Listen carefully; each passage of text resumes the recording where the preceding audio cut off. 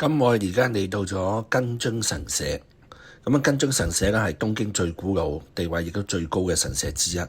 咁有近1900年嘅歷史噶啦。咁而家我哋入去呢個鳥居嘅位置咧，係位於北邊嘅北門。相傳根津神社咧係日本古代一個好出名嘅英雄，叫日本武尊啦。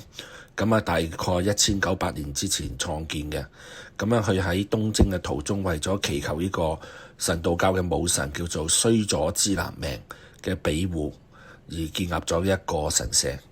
我哋而家沿返呢個南邊嘅鳥居進入呢個神社啦。呢個係正門嘅入口嚟嘅。而家我哋見到嘅呢一座建築呢，就係建於江戶時代啦。咁樣有200幾年嘅歷史。由當其時嘅德川第5代將軍德川綱吉下令將呢個神社呢，就係遷咗喺而家嘅位置，並且重建嘅。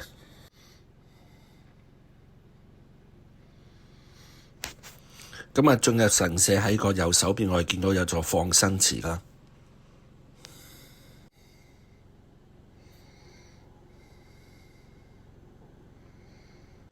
由放生池行返去主參道上面呢，我哋見到一座樓門。樓門之前呢，就要經過綠色嘅一座橋啦。而喺呢個方向我哋見到呢，就呢個山坡上面呢，就係有修剪非常之整齊嘅一個園林。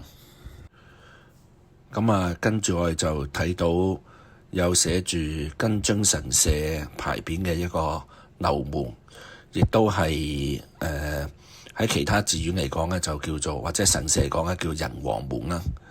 兩側呢，就有2位佛教嘅護法神，叫仁王啦，或者個金剛力士，亦都係中國所講嘅所謂空哈二將。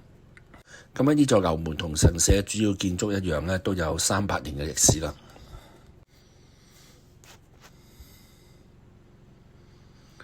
就過咗樓門之後呢，右手邊我哋見到一個神樂殿，就係表演神樂舞嘅。而左手邊呢，就係呢個洗手用嘅叫做手水舍。經過嗰堂門之後呢，入去呢就係拜殿。而堂門同埋佢旁邊嘅透雕嘅圍牆叫做透屏呢，呢個鏤空木雕工藝亦都非常之精湛嘅。年代亦都同呢個主殿拜殿係一致。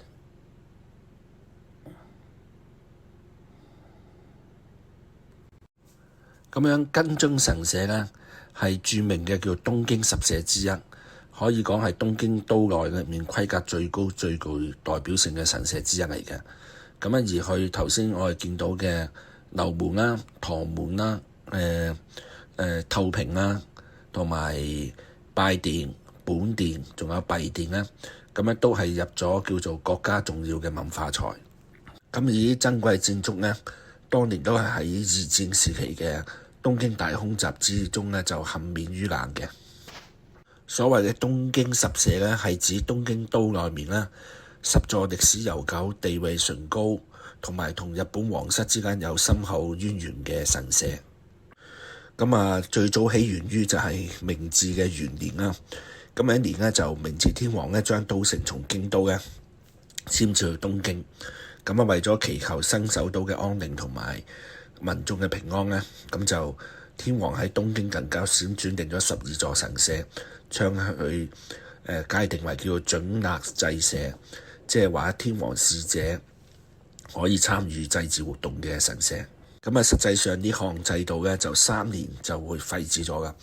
直到1975年先至為咗紀念昭和天皇即位50週年呢，人呢就喺從12個最初嘅神社裏邊呢揀選咗東京23區裏邊嘅10座神社，正式確立咗東京十社巡禮呢種參拜路線。我而家行緊呢一條呢，由眾多嘅朱紅色嘅木鳥居組成嘅一個叫千本鳥居嘅隧道。呢啲千本鳥居呢，就係屬於喺神社旁邊嘅乙女渡河神社。每一座鳥居呢，都係由祈咗福，跟住呢就得到呢個福報，然後過嚟還願嘅人或者企業咧去建造嘅。咁啊，而喺呢個千本鳥居嘅隧道嘅中間位置咧，我哋見到有一座叫吉川家孫包衣冢。咁樣吉川家孫咧係第6代嘅江戶幕府將軍。咁樣佢咧就係出身於係根津神社嘅地方嘅。而所謂嘅包衣咧就係出生時候嘅胎盤。咁樣當其時嘅一個貴族傳統咧，就會將呢個包衣咧就埋葬咗喺佢出生嘅地方，咁啊就稱之為包衣冢。咁啊，我哋所在嘅呢個叫做乙女渡河神社啦。咁佢係其實作為根津神社嘅一個末社，即係分社嚟嘅。雖然規模唔大咧，但係我哋頭先睇到嘅千本鳥居咧就非常之震撼。咁樣呢一座渡河神社嘅社殿咧，就係1956年先建成嘅。咁喺更加早之前咧，佢曾經咧就社殿就作喺一個山洞裏邊啦。咁啊，所以咧最初叫乙渡河。咁啊，而家一個乙女渡河神社嘅名字嘅來由咧，可能就係同當其時喺呢個附近有一個叫根津遊廓，所謂遊廓即係紅燈區啦嚇，煙花之地啦。咁樣當其時好多稱之為乙女嘅女性咧嚟呢度參拜，祈求良緣同埋幸福。咁所以就有一個乙女渡河神社一個名字嘅來由嘅。咁樣神社所供奉嘅主神啦，即係叫渡河神，正式嘅名字咧叫做蒼渡雲命。咁樣而佢嘅主要掌管嘅就係五穀豐收啦，同埋生意興隆、開運招福嘅。咁而呢一座乙女渡河神社特別以締結良緣而聞名。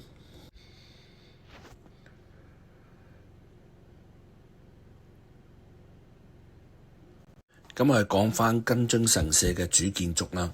咁佢係有拜殿啦。咁我哋見到就係信眾去參拜嘅地方叫拜殿。咁中間一個叫供奉祭品嘅中殿叫做幣殿啦，同埋最後一個正殿叫本殿。咁樣呢3座殿咧，就以一種叫權現造嘅方式嚟建成嘅，即係話3部分連接喺一齊，咁用咗一個華麗複合式嘅一個屋，共用同一個屋頂。咁樣佢因為係曾經供奉德川家康嘅神社啦，咁呢一種權現造嘅風格咧，就視為神社裏邊最高嘅等級之一。咁喺神社主體建築上面咧，用咗大量鮮豔嘅漆繪啦、金箔啊，同埋精美嘅木雕。咁樣咧就主殿嘅屋脊上面咧，仲有裝飾咗象徵德川家嘅家徽，就係三葉葵紋。咁我就沿住個透屏，就一路向翻北邊方向行啦。咁我見到有一個繪馬嘅一幅牆。咁喺旁邊仲有一個細細嘅木舍。